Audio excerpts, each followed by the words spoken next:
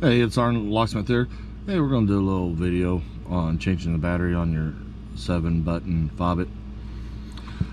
On this remote here, if you do have your key ring attached to it, go ahead and leave it on there. It will actually help you doing this task. With that being said, let's go ahead and get to it. You will need your flat tip screwdriver, and you will need your battery, which is going to be a CR2032. So, with that being said, I'm gonna use a flat tip. This is spring loaded right here. It might give you a little bit of an issue. Go ahead and push it to the side. It will spring against you. And with that, if you have your key ring on, it makes it easier to remove your emergency key blade. Go ahead and remove that blade and just set it off to the side. You're not gonna need it. Now, when you look at your remote, you'll see right here is where your emergency goes blade. And if you look right in that little corner there, see if we can get you a better shot right down in here.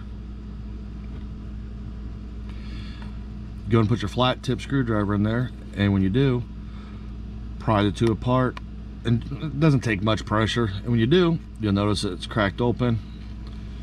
Open the two halves. With this part here, I always push down gently to make sure the rubber's seated in there. Take your flat tip under your battery and just lift it up. Notice the battery does pop out. Do be careful. This piece right here does come out. If it does, and we'll actually pull it out and show you, it does come out. It does have little indentations. Just set it back in. I prefer to keep the remote housing, the back half laying flush on the table. Notice you got your battery, which is 2032.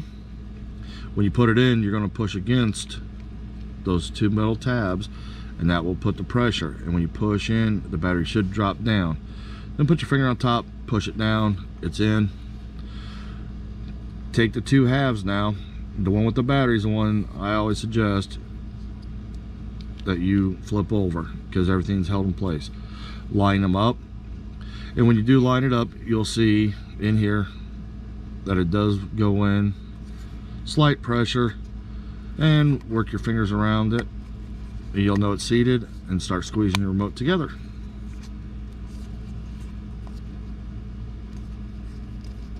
And she might make a snap, it might not make a snap completely, but you'll actually feel it snap together. Go ahead and put your emergency keys back in, and with that, you just changed the battery on it.